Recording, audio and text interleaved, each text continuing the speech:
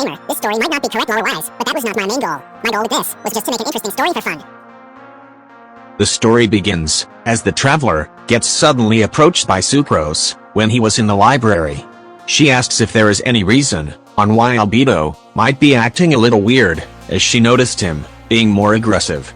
She previously asked Klee, Jean, and Barbara the same question, but they didn't seem to notice anything different about him. The traveler, thinking the fake Albedo might have replaced him, accompanies Sucrose on her way to Dragon Spine to ask him some few questions and to see if he's the actual one. When they reach him, his mark is still there, and he didn't seem to act weird in any way. Still though, the traveler was suspicious and spied on Albedo the entire day to see if he might do anything out of the ordinary, but he just did research, alchemy, and art. Paimon thinks that Albedo hasn't been replaced after all, and it might have just been Sucrose imagining things. Traveler is still not satisfied though, as he always had become wary about him ever since he told the traveler about his secret. Together with Sucrose, they decide to do one last thing to prove that Albedo is actually normal, and they end up visiting Mona. They tell her to predict what Albedo's future will be, as there might be something strange that can happen to him. Mona requests for 100,000 mora as payment for the fortune-telling, and they reluctantly accept her offer, but Paimon was not at all happy about it. Mona starts her foresight, but it was unexpectedly harder to predict than usual, as if she's not predicting a human. She can see in the stars that in the future, Albedo will lose control and end up trying to destroy the entire city of Mondstadt. For the reason why, she can't say for certain, but she knows where a place can be located that has some type of correlation to him losing control. She tries to look more into the future, but it becomes too hard and blurry, so she has to stop for now. Traveler asks her where is the location that she previously talks about, and she gave them a map to that area. She apologizes for not being able to predict more, but she will try again tomorrow, so the traveler and Sucrose should visit her again. After they say their goodbyes, the two hurriedly goes on over to the place Mona had told them about to gather more information about the reason why Albedo will lose control. After a very long and tiring journey in the Dragon Spine area, they finally reach the location, and they end up seeing something strange. There is a weird and glowing device that looks very complex and complicated. After assessing the device, Sucrose realizes that she's actually familiar with it. The device has the capability of making Albedo be more aggressive and potentially make him lose control, so the Albedo they knew didn't get replaced after all, but was just acting different because of the gadget.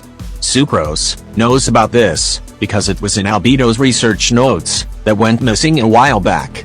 Traveler trusts her judgment and tries to destroy the weird gadget, but ends up failing miserably.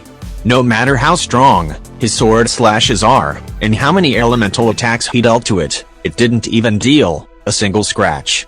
They are then forced to deactivate it the normal way by coding it in the device. After some time pass, and it starts to turn night, the gadget proves to be too complicated, even for Sucrose, so they need the help of someone else smart to fully deactivate it. They decide to continue their investigation tomorrow, as it is getting late, and it was getting very cold. After they leave, it was revealed that Albedo was spying on them the entire time. The real Albedo was then shown to be marking locations in a map. The next day, Sucrose and the traveler woke up early and visited Lisa at her library first. They wondered if she was familiar with the gadget they saw, and if she knows how to stop it. Lisa, unsurprisingly, is knowledgeable about it, and is willing to join them in their journey to help deactivate the device. The three then head on over to Mona's place, like she previously requested for them to do yesterday. They look everywhere for her, but she isn't in her home, or in any of the regular spots she's usually in. They suspect that she is just trying to avoid paying rent, but after investigating around her house, Lisa found a torn piece of paper that just says, "Hurry." Their minds immediately understood her message and rushed on over to Dragon Spine, where the strange gadget was located. When they reached there, the three of them hid, as Albedo was already at the device, messing with it. Traveler can tell if the Albedo there was the real one, or was the Albedo, as the marking clue now doesn't help. He seems to be working very hard on the gadget, and when he seemingly is about to make a move that will make a big impact on the device, Traveler takes the risk and fights the Albedo, preventing him from completing it. He thinks that the Albedo there was fake, and he was trying to fully activate the gadget that will make the real Albedo lose control. He says that he is mistaken, and that he was indeed the Albedo they always knew. He was actually doing the opposite, and was trying to deactivate the device, making him no longer lose control. Traveler starts to trust him, but another Albedo, that let's call Albedo number 2, also arrives. Albedo 2 says he is the real one, and says to the Traveler to not make him go near the gadget, because he is the imposter. Albedo 2 claims that Albedo 1 lied about trying to deactivate the gadget, and he was right about him just trying to activate it.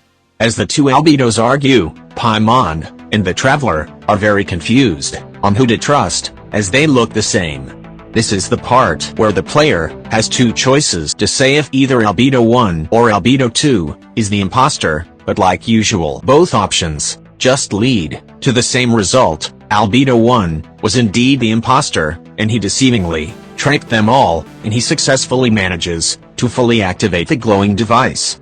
As they previously hypothesized, the real Albedo now starts to lose control of his powers, and starts to transform into a dragon-like creature than an actual human. He quickly runs over to the Mondstadt city with the intent of destroying it. The four of them follow him, including the fake Albedo. Traveler, while running, asks why he even did something like that, adding that there are absolutely no benefits to it. Albedo says it's because of two things. First, with him losing control of his body, the Albedo that they knew would no longer be considered as the perfect creation, and second, he knew that he could have never defeated the real Albedo alone, so by making him evil, the people of Mondstadt will turn on him and eliminate him. With him gone, he could now replace his position, and finally, live the peaceful life that he wanted, living in Mondstadt, and loving the people that he always saw his brother interact with. As they reach the out-of-control Albedo, Traveler and Albedo joins Jean, Deluc, and the other people of the Knights of Favonius in fighting him. The problem is, the fake Albedo severely underestimated the real Albedo's power, and he easily defeats everyone in Mondstadt. As he watched the people weakly fight Albedo, Albedo is now left with two choices.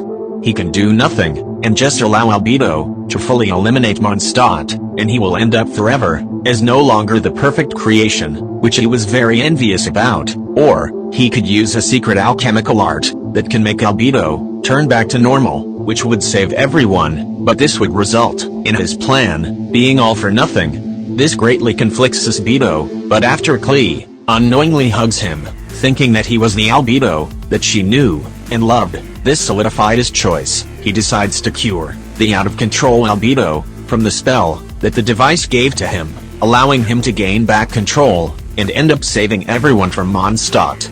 He realized on how he much rather watch Mondstadt live peacefully than just see it getting destroyed, even if it means destroying his plan. As the real Albedo confronts Albedo, he starts to run away, as he assumes he hates him, but surprisingly, the real Albedo forgives him for what he had done, as he openly admits that he would have done the same if he was in his position. Albedo invites Albedo to join him in Mondstadt, as deep down, that was the thing he was really envious for, not that he wasn't perfect. Albedo reluctantly accepts his offer. As months pass, the two Albedo brothers now live peacefully together, and he starts to work as an assistant for his alchemical research.